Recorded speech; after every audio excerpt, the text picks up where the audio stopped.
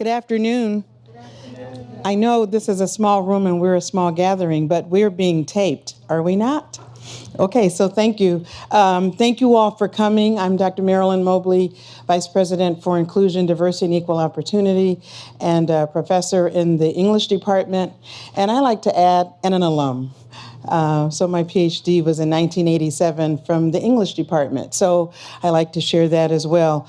We are so glad that you could come today to be part of our Power of Diversity series. We brought the Power of Diversity series to the university in 2009. And originally, Power of Diversity was designed to feature Case Western Reserve faculty who do work related to diversity and inclusion. Whatever their work, their teaching, their research, their service was related to diversity and inclusion, we saw this as a chance to give them a platform. And so we have kept that part of diversity and inclusion in the Power of Diversity series. The second year we did it, we named it Power of Diversity. And on that occasion, we started adding national thought leaders to the series. And I always like to make the point that we have distinguished faculty here. So it's not about then we brought in distinction. We brought in external people, but it was also a chance for our campus to know we have distinguished scholars here on our faculty. So I always like to be sure people understand that the external people aren't all the stars. We got stars right here. I'm looking at some of you who are our own faculty. So I thank you for coming. Thank the students for coming. We have had other of our own faculty this semester. Our national thought leader was Dr. Beverly Guy Sheftal, who talked about Charlottesville from the lens of intersectionality, a very important topic, and I hope you were able to hear her. We did not tape that. I'm sorry we didn't, because many people said it was tapeable.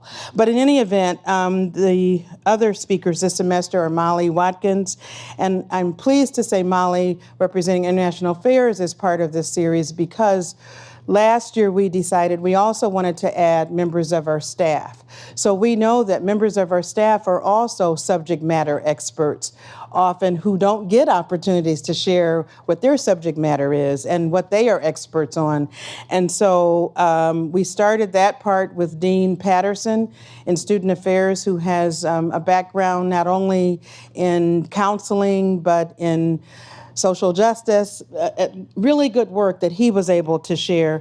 Then we brought Liz Roccaforte, who could talk about her work as not only the head of our LGBT Center, but someone who does theory and research around LGBT issues. So it was really a good opportunity for our campus to hear her, not just as a director of the LGBT Center, which is good work, but to hear her as a subject matter expert on that work.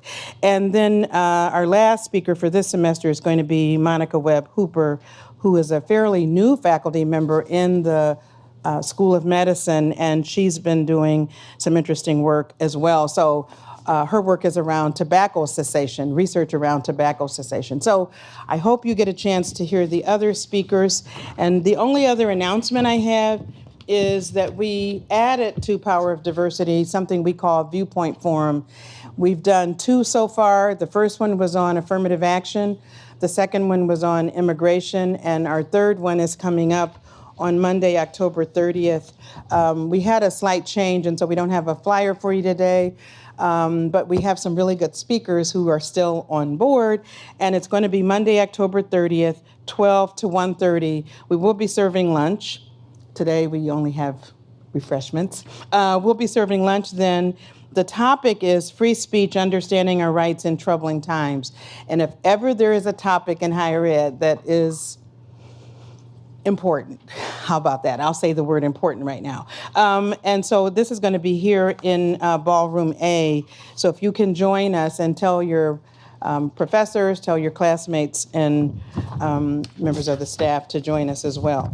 So I'm so excited that our speaker is a good colleague and friend, Dr. Jeremy Bendik-Keymer.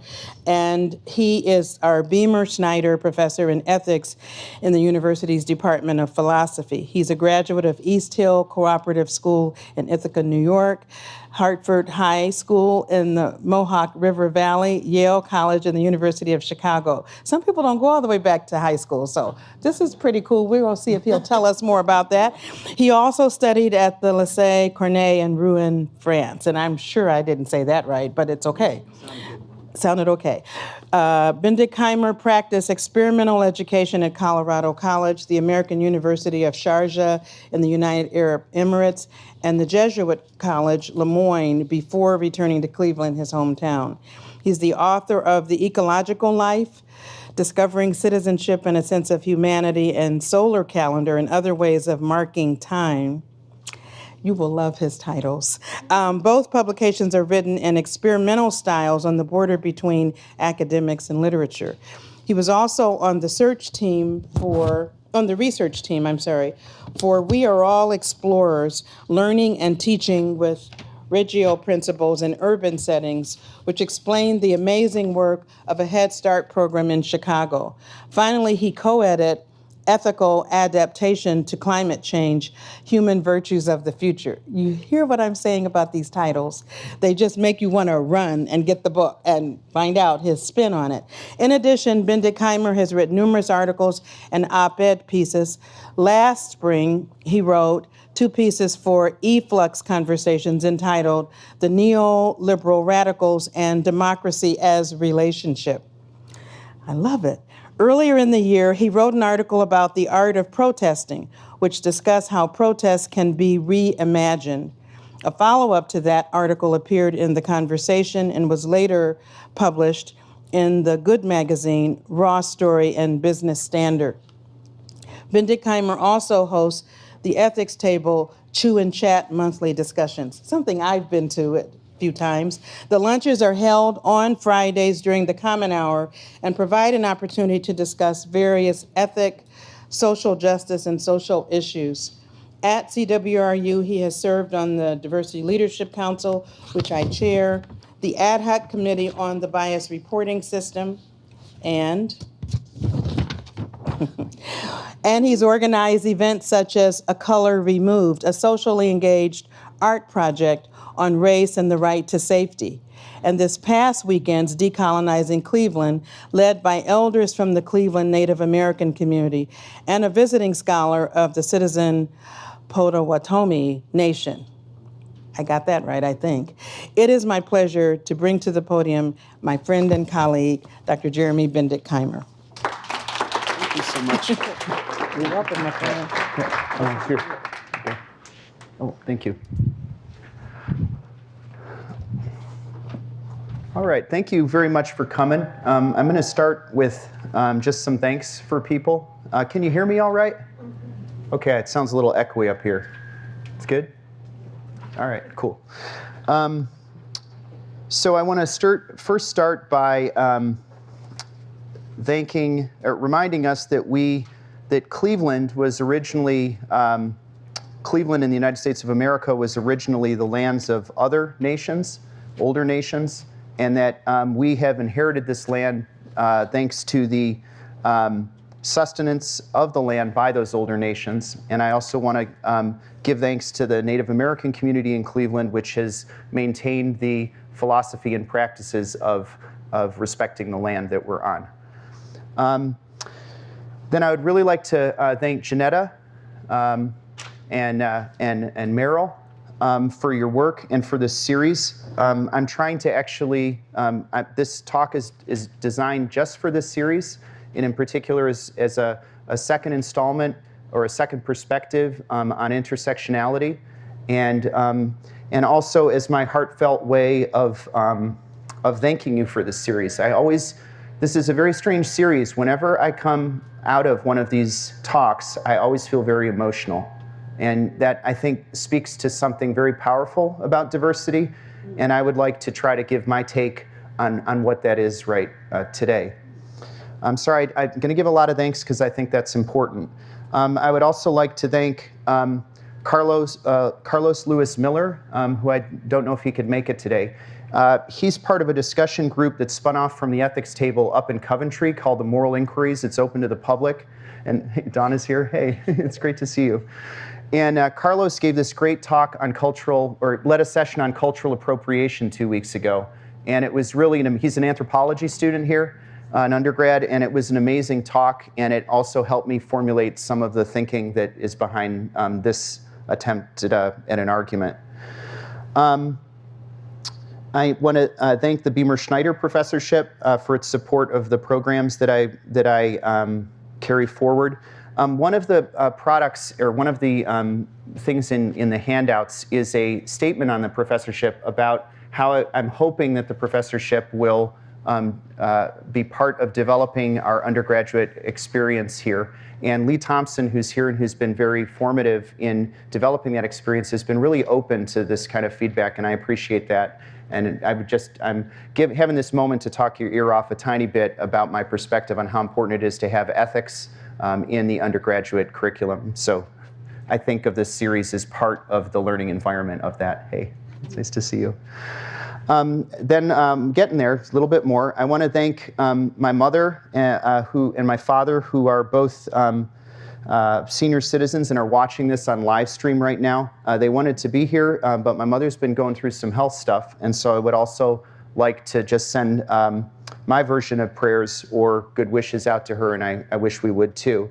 My mother gave me my name Bendik, or rather I chose to take the name Bendik when I was 13 years old and used to get beat up for stuff like that, because I didn't think it was fair that I didn't have both of my parents' names. My mother was a 70s feminist who decided she wanted her name back, and my dad is also a wonderful person, and there was no strife on that.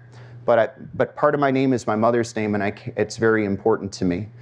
All right, and then finally I'd like to thank, or almost finally, I'd like to thank Misty, who's here, who's from CIA. This is her image, and in relationship to family systems. This will come up later, and it's a little bit of my extended family system through Misty. And she also did the watercolor chart that is on many of your handouts. So I want to thank her for letting us use that. She teaches over at CIA in water-based media. And finally, I want to thank you all for coming here today and for thinking about this, and also for schooling me. I like to learn. So you think there are things here that need some nudging, need to be troubled, please let me know. That's important in this discussion. Okay, y'all set? Here we go.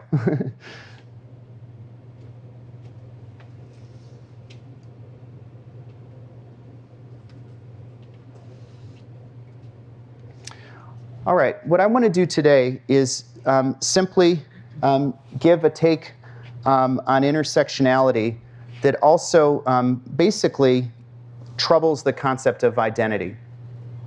And I want to make an argument that a way to think about intersectionality is actually to think about non-identity. That's a simple concept from philosophy, but I'll try to make it really clear. So I want to start, we do this in philosophy a lot, with just two situations to hold the contrast I have in mind in front of us.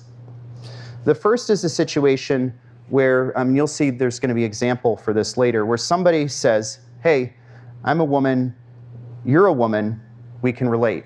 It's a very common speech act. I'm a woman, you're a woman, we can relate. You can fill it in with whatever identity type you would like. I'm using this because you'll see it's relevant later on. The thing I want to point out about this is that there's an expectation of interconnection that comes in the speech act that's based on the idea that an identity is shared. So there's an identity is a situation where, in logical terms, we often say A equals A. There's a logic of sameness that's associated with it.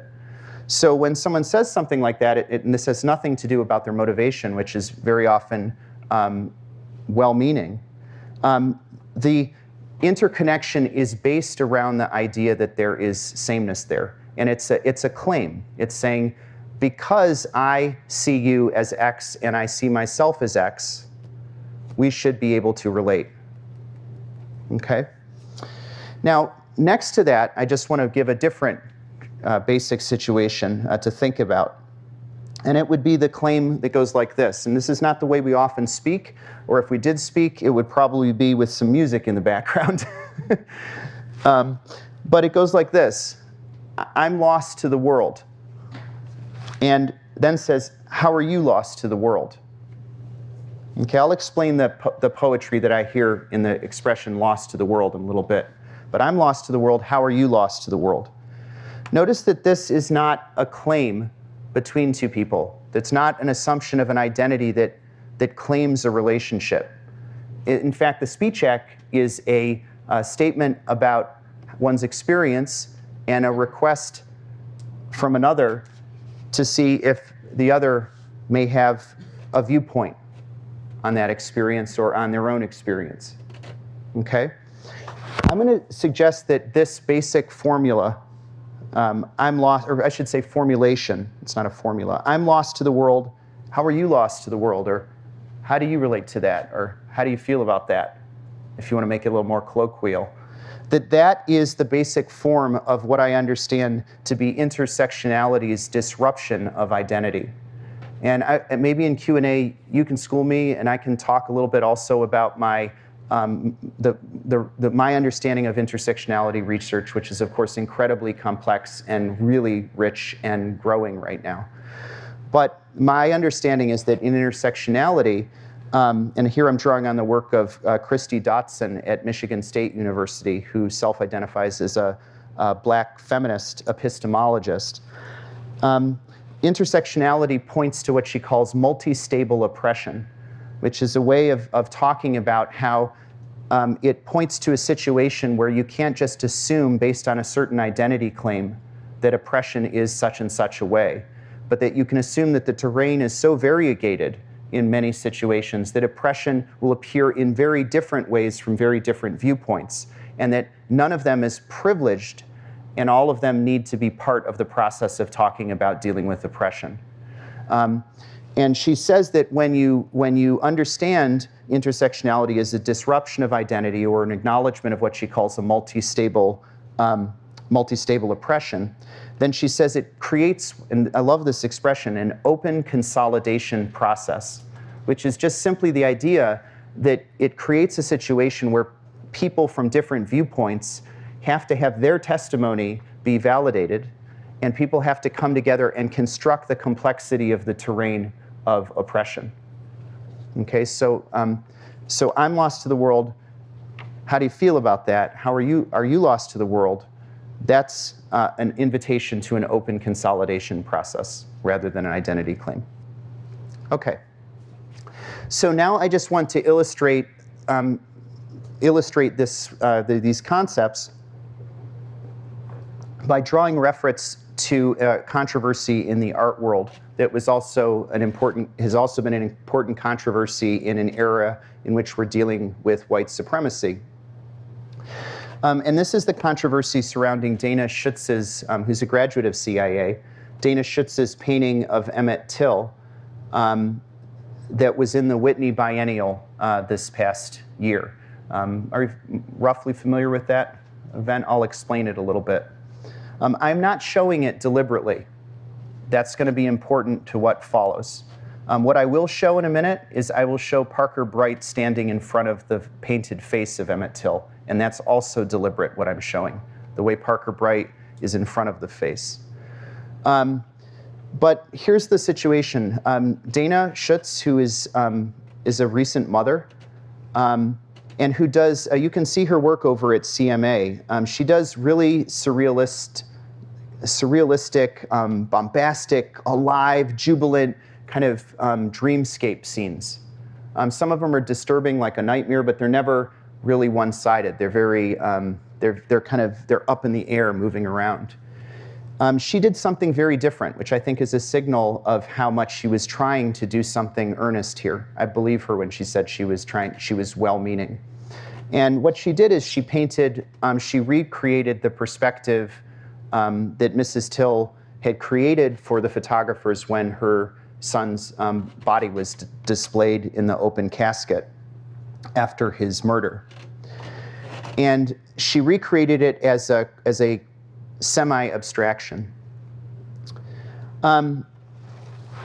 this created an uproar, and I'm going to talk about 3 ways that I understand this uproar. I think there are many ways to understand it, and I think, given my position, I'm sure to not capture the nuances of many of them and to understand the nuances of many of them. But in any case, when she was pressed about, I'll explain the uproar more in a minute, but when she was pressed on why it is that she did this, she said, you know, I'm a mother, and I can relate to Mrs. Till. She's a mother too, right? So that's an identity claim.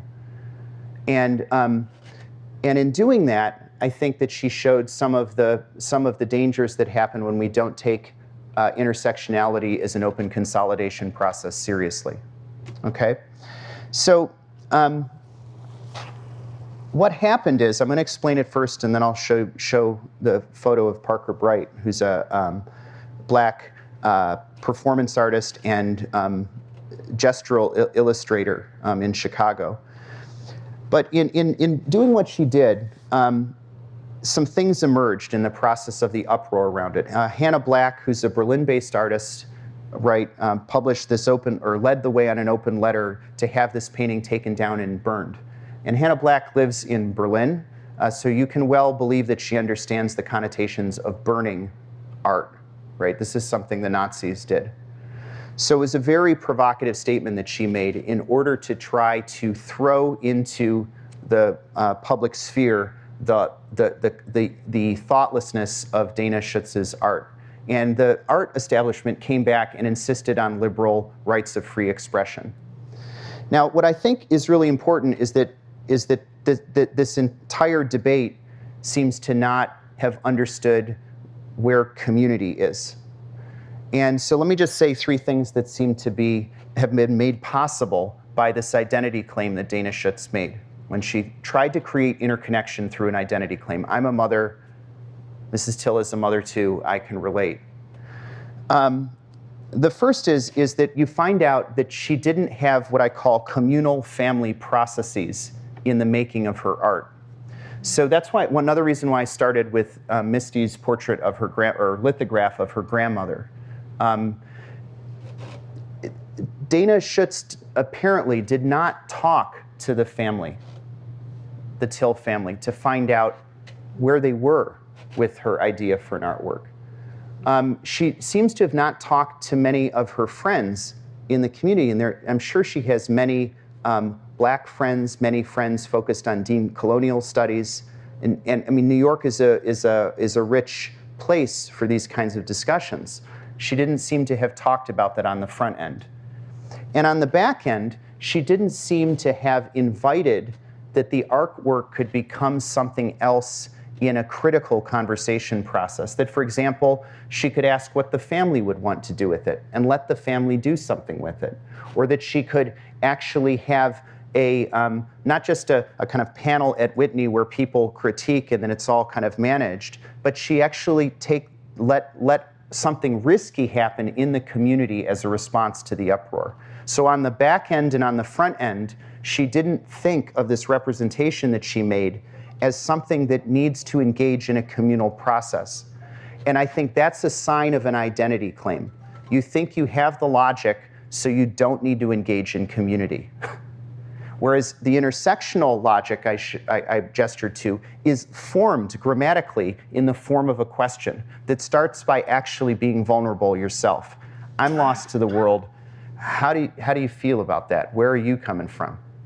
Okay, so she didn't do that. And again, I think she's a well-meaning person. I think, we'll maybe talk about this more in Q&A, I think that this is a feature of liberalism. That liberalism as a political form tends to create these kinds of situations. We hold identity like a property,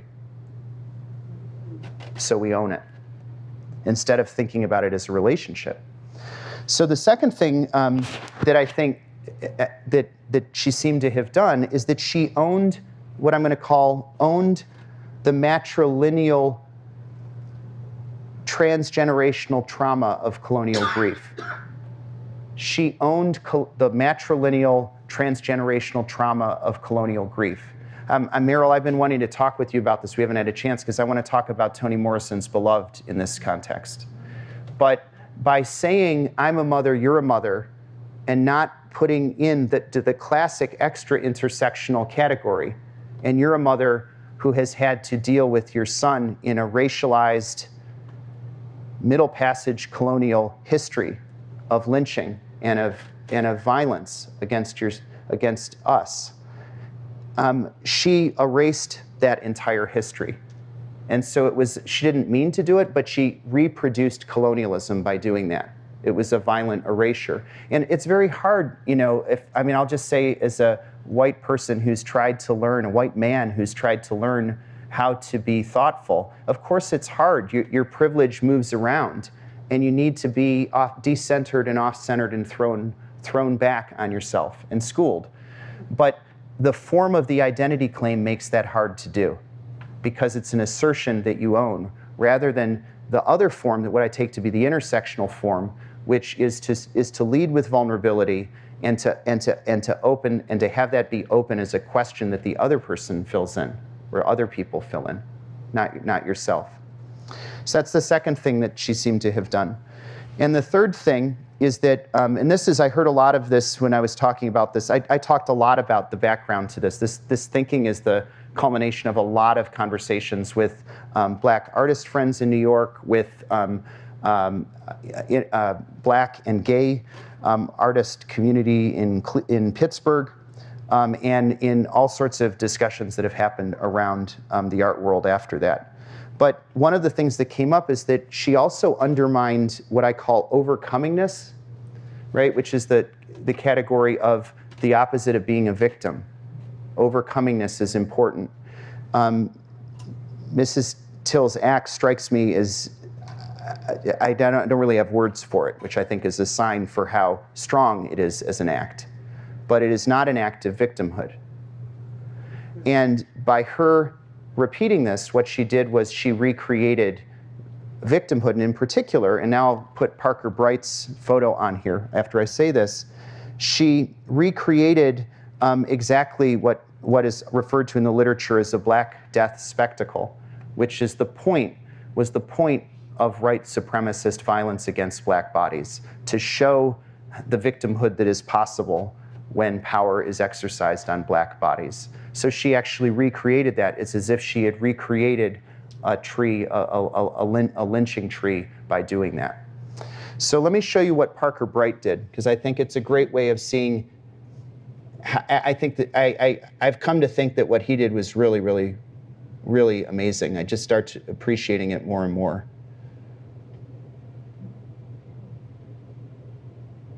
And again, I picked this photo because it is not reproducing Emmett Till's face, as Dana Schutz did it. Parker Bright stands in front of the face. So Parker Bright stood as long as he could, day after day, in front of this canvas. And I think what Parker Bright did was he, in language I'm going to get to in a second, he filled the void that we cannot avoid. And the void that we cannot avoid is what I'm going to call, in the second part of my talk, colonial silencing.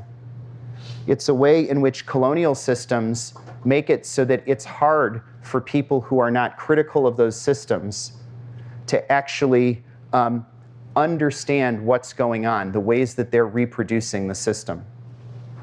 So he filled the void that we cannot avoid. The we here is in scare quotes, because there's a question about who is this we. It's a we that is a part of a white, or what Ta-Nehisi Coates calls the dream, or the white dream, where people caught up in that dream do not see the colonial system that they're a part of. So that's the we, right? So he filled the void that we cannot avoid. And I just want to point out, look at what he did. He actually brought back a communal process to a painting that had denied it. That is a communal process. We're carrying it forward by talking, by his insistence that we talk and disturb about it. He refused to allow her to own what I was calling colonial grief. In fact, by standing there, he decenters that ownership and expropriates it. And thirdly, he demonstrates concretely overcoming this. The ability to disrupt the presentation of the dream as it's set up in institutional establishment, and to suggest that there is agency that can disrupt an art institution that has allowed this to happen in this way, that allows it to be modeled on the model of property. Because that's really the big secret underneath the whole thing, property. That's how this can happen. And property, of course, is how slavery can happen. Okay, so let me go quickly, because I want to leave some time for talking. Okay, so now what I want to simply point out is that what Parker Bright did is that he demonstrated intersectionality as a form, or subverted Dana Schutz's painting, making it into an intersectional form by allowing an other, himself, to fill the void that she was trying to manage through the identity claim. So that image of Parker, so the art, if there is an artwork, and by artwork I don't mean something you hang on a wall, I mean something that's alive in a community, opening up our experience of sense. If there is an artwork that was achieved in that moment, it was Parker Bright plus that painting, Parker Bright resisting that painting. It was the work of resisting that painting. It's a really interesting thing that he did.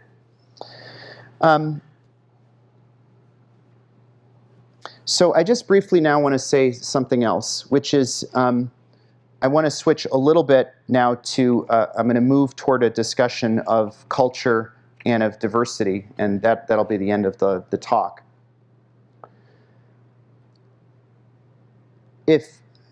I'll just say, you can ask me, how was I lost to the world? And I have an experience of what I'm trying to talk about that has to do with the claims of identity. So in my 20s, there's a longer story to this, but in my 20s, I dealt with, I was under the poverty line for almost my entire 20s, was in an abusive educational system. The University of Chicago is an extremely abusive place, and I've started to write about that. And I dealt with really long, extended periods of depression in my 20s. And there was multi- or transgenerational issues that emerged at this time, because I come from a real working class background on my mother's, well, both sides, but my mother's side in particular. It's like Slovak immigrants, minors. My mom was the only person to be educated in that family formally. And so the experience I went through of powerlessness in a powerful school system and the kind of inhumanity that I experienced in that system was something that brought back a powerlessness that was part of my lineage. I could explain more of what I mean by that, but if you want. One of the things that was confusing about being in that environment was that, of course, on the surface, and in truth also, my identity claim is that I'm a white, cis man who's of high education, right? So that my experience of being read in that situation was of someone who has many privileges by virtue of his identity situation, and for whom the world should be basically going all right. And in many ways it did go all right. I'm not trying to undermine the privilege, but what I'm trying to do is complicate it in the spirit of intersectionality, which is to say that I would go through the world as someone who is supposed to have everything, in a sense, perfect according to the dream, right? The white dream, the white supremacist dream that is part of this country. And yet I was not able to feel that I could show up in any way in the world. And I can talk more about that if it's worth talking about. So I experienced I had an experience that was over a decade long, and then tapped back into stuff that was deeper in my childhood and in my family's history of being lost to the world. And indeed, I should just say that that is an experience that once it surfaces, once you're aware of it, doesn't really go away. And I actually still always feel a bit like that. I walk through here and I always feel that I'm lost to the world a little bit.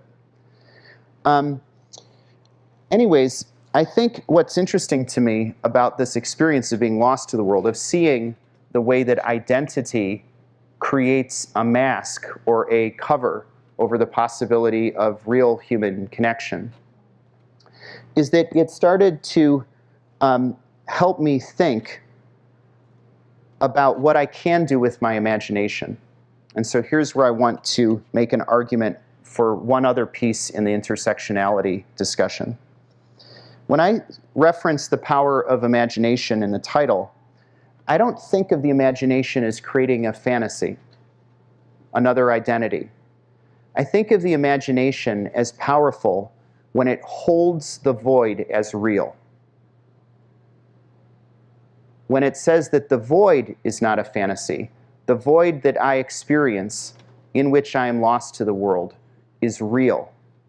And in doing that, the world is projected immediately as misconstructed. So the power of imagination here is the power to be able to hold your own experience of having a world that is misconstructed and not allowing yourself to have to conform to it, to have to fit into it, to have to deny the void that is real. And in doing that, I found an ally in this, in an interesting political philosopher who works on political events where basically whole systems get kind of turned upside down. I think that Black Lives Matter is doing this. I also think that, we'll talk about it. I think that many groups are trying to do this, but Black Lives Matter, I think, has done this to a large extent. But anyways, he talks about the part, his name is Jacques Rancière, and he talks about the part who have no part. And for him, the moment of real political action is the moment when those who have been read as not having a rationality or not having a place that makes sense in the world insist that the world be reconstructed.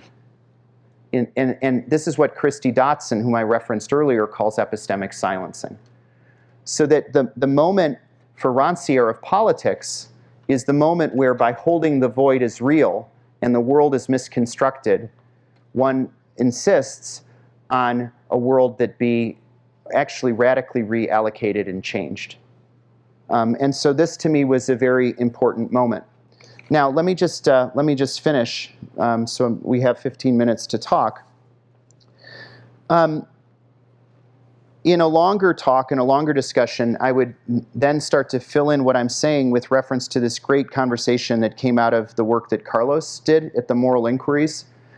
But, and I'd be happy to talk about this in Q&A, but my understanding of culture actually is that culture, when it's, by true culture, I don't mean a true identity, I mean a true act of culture.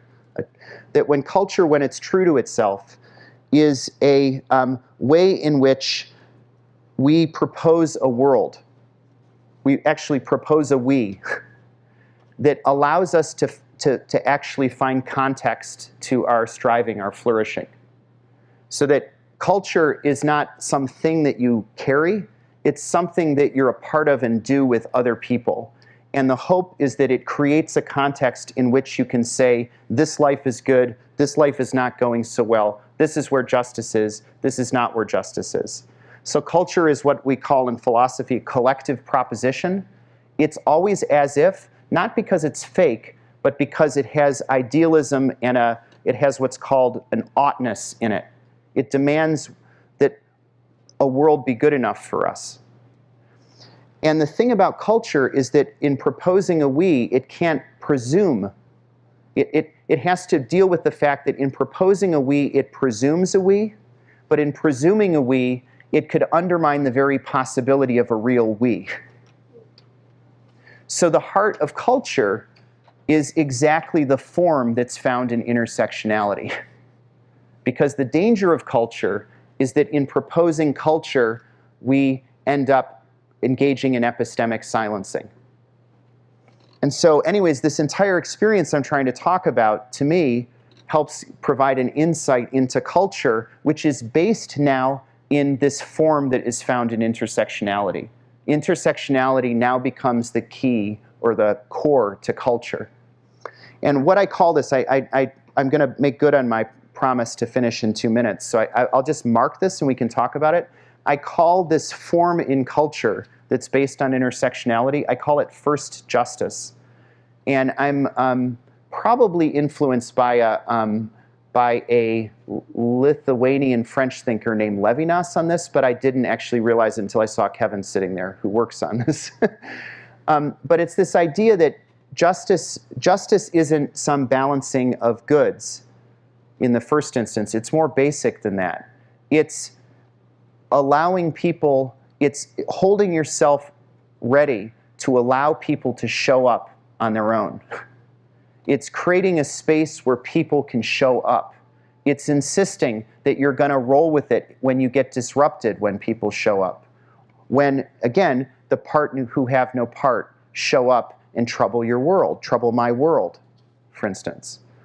And so first justice, which I call after, especially after this past weekend working on decolonizing Cleveland, waiting on our relatives, waiting on our relations, which is a term from that I was taught by a Lakota elder here. First justice becomes this stance, this intersectional stance of waiting on our relations and being ready to be thrown off one's sense of the world. And so culture then becomes founded on first justice. Because without first justice, we can't have the possibility of projecting a world that could be open to a genuine we, not just presuming we, which is, of course, what the white dream and identity claims always presume. So then the last thing I want to say, just to finish up, is that this is where I really see the power of diversity. Because diversity as a word implies that there is a unity that is disrupted or made variegated. And so it actually speaks as an act or an expression to a world where first relatives, or the part who have no part, have not yet shown up into the world. And it speaks as an act that troubles that world, troubles that one, to disrupt it and make it closer to something that we could call true culture, first justice, and politics, a we. So to me, this is where I get closer to why diversity, I know there's a lot of talk, people can be cynical about diversity as a kind of, like we talk in environmental ethics, because obviously I do a lot of that, like about greenwashing, right? Like you put your eco stuff on the front of something to make it palatable, but it's not really deep. And I know that people can say these things about diversity, and then there's also this discussion that's really important about one of my friends who's a specialist in this at University of Southern California's Law School, Steve Rich. He says all his articles are about what's diversity's relationship to equality or to equal opportunity, right? And so there's all these kind of issues that come up around diversity about whether it's a meager substitute for equality, whether it undermines it, whether it's redirecting social justice struggles of the 70s and 80s and deeper. There's a lot of these questions. And certainly people can use words in ways that can do things like that. But on my understanding, and I think this explains why I've often felt so emotional after your lecture series that you've done, is that when diversity is showing up in something like the way that I'm trying to articulate it, it's close to first justice. It's needed because the risk of a world, especially in colonialism or in patriarchy, and of course we can start adding intersectional lenses here, but for me it's like colonialism is a bedrock problem here. But in a world like colonialism, there's always the possibility of this false unity being put down, and that means the other side of that unity is the covering over of colonial grief, the covering over of agency, the recreation of victimhood, and the suppression of the possibility of a community that we haven't yet envisioned, because we here, again, we haven't envisioned, meaning the mainstream culture, because it has not let itself be sufficiently disrupted. And so with that note, I want to thank you again for your time, and I welcome any kind of conversation we have.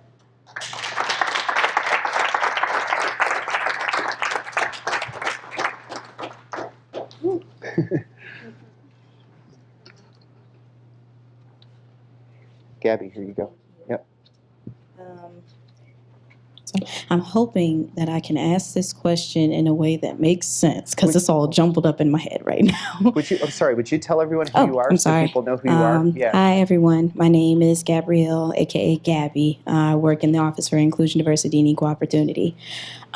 So when thinking about the biases and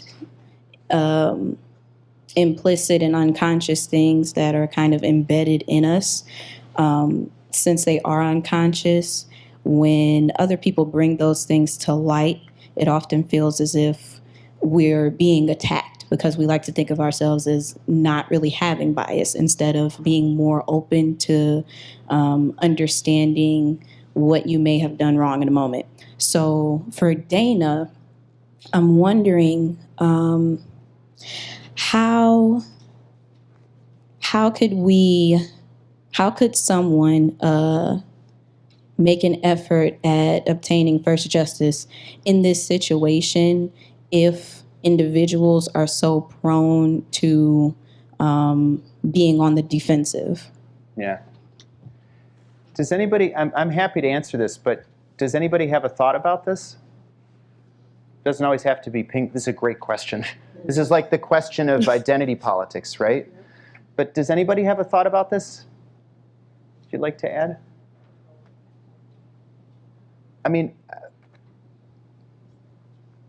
the first thing I'll say, maybe somebody will jump in, is that this seems to be what's created when we think of right relations with people on the model of identity claims. Right? When what's at stake is that we possess ourselves. We have what liberal philosophy calls self-ownership, which is the property system under everything. When what's at stake is owning ourselves, and so owning, for instance, our moral intentions or our moral status, we get into a situation where the necessarily limited constitution of ourself intersectionally is just something that's very hard to bear. And also, I would say that there's a strong agenda in our culture to revalorize property and to revalorize individuality in order to suppress historical crime. So I don't know if this is just me starting this off. So when you say that, I think you're right. And I see that what I see it as you is pointing to sore spots that are created by a culture of self-ownership that needs to basically keep us complicit in a culture of historical crime. Because it kind of seems like a cycle, because when I saw the young man with the shirt on, of course that is powerful, and of course I understand exactly what he is doing because of my contact lens and my experiences growing up. But with what he is doing, it kind of does seem cyclical, like he's making an identity claim on Dana without talking to her first or getting to know her first. Yeah, so that's true. That's a good point. Even though I still do totally understand why he did what he did and why he felt like it was more important to come at it in that way for the culture, and to make an effort for understanding for both sides instead of just focusing on her. It was a collective event. Like, this was a piece of art. So he did a collective form of, Yeah, so that's really good. Yeah, I was just trying to understand or trying to figure out if there was a way to kind of reverse it. So, I mean, I think you're right. That you can. What's great is that once you start thinking in this communal familial process, which is the more everyday name for what we're calling intersectional, just where we understand that we don't own the community, we don't own the family. The family our kin is larger than our kin, so to speak. Our kin is larger than our kind.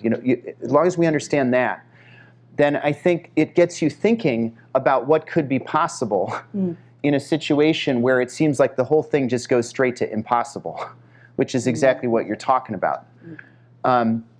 And I would just say also, if self-ownership is a big deal, then it becomes hard to, I mean, there's a way in which when you're part of a collective and you're not owning yourself, you're not just some individual, that you just can't take things personally.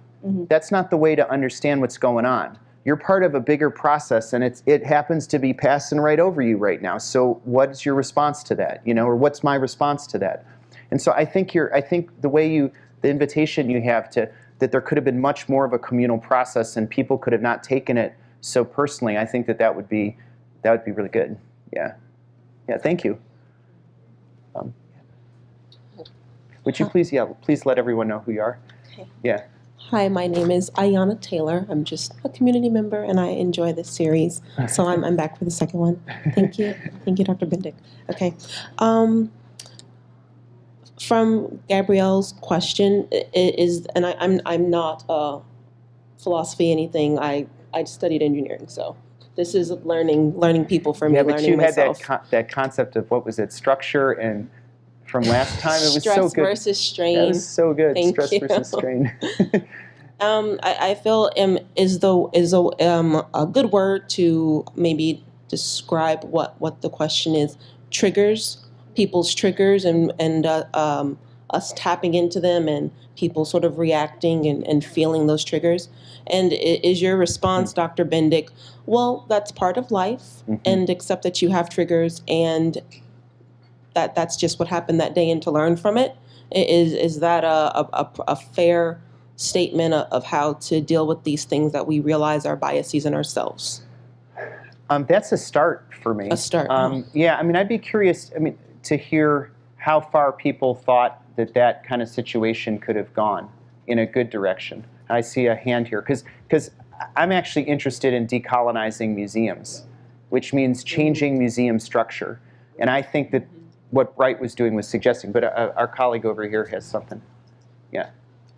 Hi, Lauren Welch, Assistant Director of Marketing and Communications for the Mandel School. I guess when we're talking about culture and going back to what you both are talking about, and then like the triggers, I think what we often find is that people who often find themselves in positions of power, specifically in her work being displayed in a museum and him being in front of it, I think that when you have power to put your work, that's your voice, right? And by not understanding context or understanding the original motive behind why Jet put that image out, why she had an open casket in the first place, you're essentially silencing another voice. And so I often wonder, when we talk about triggers, let's say she was like, well, this is my work, this is what I'm, this is how I believe in and whatnot. How much of that is silencing other people? And when we talk about diversity, it's sometimes we say, okay, well, this is here, this person, these people are present, but we often forget about the inclusion, which is creating a space where I'm actively saying to myself, am I thinking about all sides of this? And I think that is what the problem is with culture, is that oftentimes what happens is there's diversity, and we say, we have this up on the wall in museum, I'm doing the work to put this artwork up there, without considering how my work or my voice affects everybody. And so that is when I'm just curious about what other people think about this and what you think about this. But sometimes I'm a little hesitant, especially when it comes to people who with privilege. While I am here to accept that everybody has a voice, I wonder how often those triggers are deeply rooted in not only just protecting that voice, but just silencing other voices. Because that is sometimes how I found it is often masked. This is what I feel like. This is how I always feel. My history book says that. And then I'm saying, well, your history books were whitewashed, and you have to listen to people of color in this instance. So I'm just curious about what other people think about that also. Anybody have a comment on that? Meryl's got something. I want to respond. I don't think it's going to be satisfactory, but I would say part of the answer is that that's what education is about. Education is about, and I love your use of the word invitation. Mm-hmm. Education is an invitation Mm-hmm. to hear other perspectives. Mm-hmm. What happens sometimes is people are so comfortable, they're not open to hearing other perspectives, and other perspectives suddenly make them feel attacked.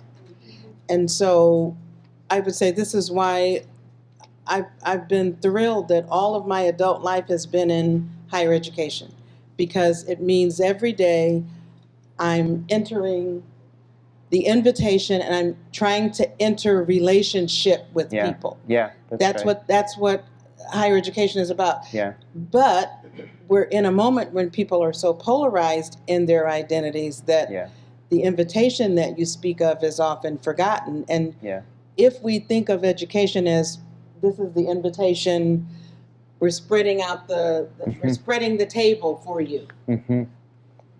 But it's difficult because sometimes we don't problematize pronouns.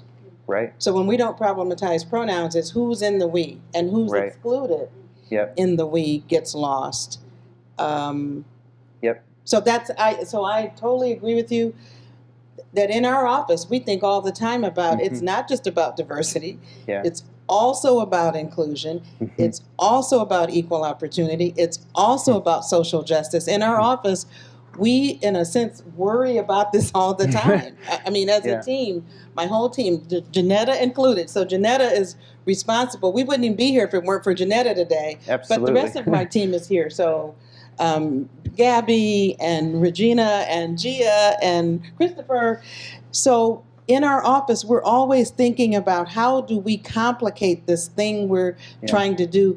Not on behalf of us, it's not on behalf of any of us individually, but on behalf of the university. How complicated is it? So I just love the way you unpacked how complicated it is with these questions. But the second one I really like, how we had Le Manoir on campus, and he said, "Tell me more." That's right. Tell me more is the invitation that you're talking about, as opposed to assuming I already know. Which is what academics do. I already know I got this. Oh, can we tell me more? Was Le Manoir as an Asian American man? It was his way of saying to us, look at how much more you could get accomplished, how much more you could learn if you entered in relationship and said, well, Jeremy, I didn't know that about you. Tell me more. As opposed to, well, you're a white man, I'm a black woman. We don't have anything in common. Le Manoir said, don't do that. Do not do that. You're going to miss something if I walk into your space with, I know you don't know anything about me because I'm a black woman. It's easy for me to go there. But Le Manoir and your presentation was inviting us to don't get stuck there because you'll miss something. So that's what I think. The reason we have to keep focusing on inclusion, we'll miss something if we say, oh, it was very diverse. Like, so. I don't want to hold the microphone because there's a couple more comments back here. Thank you. Thank you.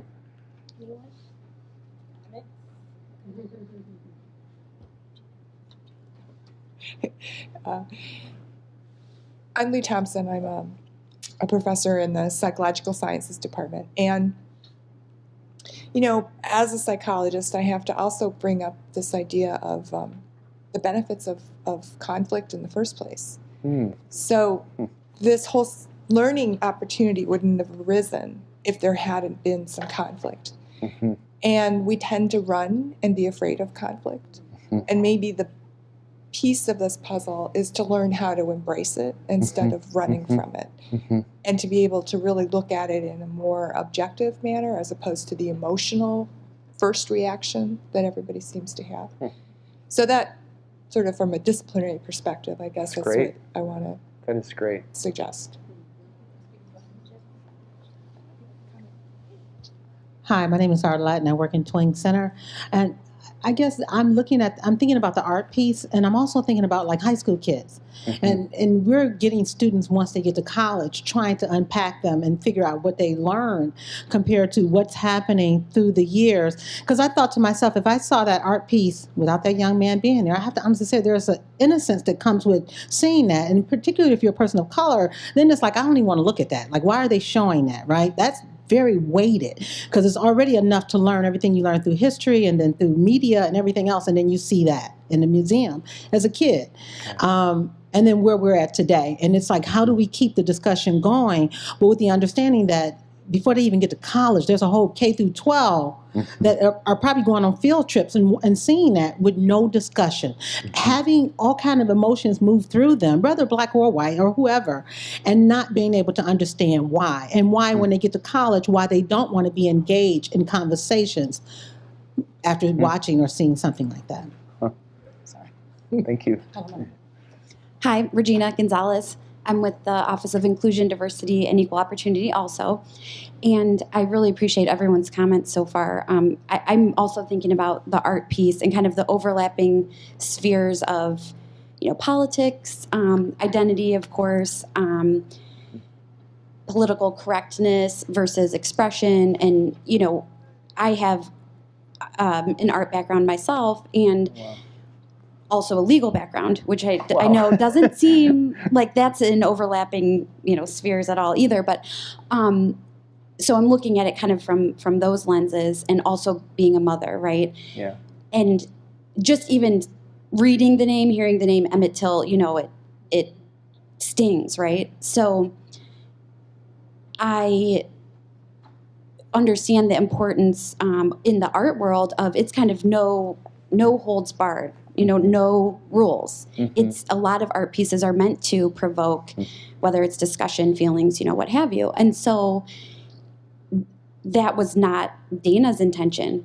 She thought she was doing something respectful. We talk in our office a lot about intent does not equal impact, right? Yeah. So in this case, she thought she was doing something, that was courageous and strengthening, probably. Yep. Rather than, and so she cared about this reaction.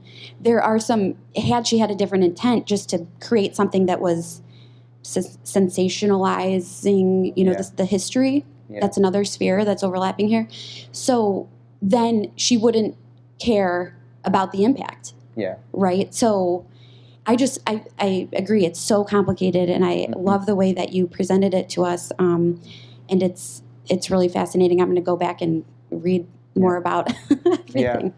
Yeah. I know we got to wrap up in a second, but the thing that I was trying to do was to suggest that, we have concepts in our heads, or systems of concepts in our heads. And again, some of us don't, but we're touched on it, at least in the mainstream culture of this country.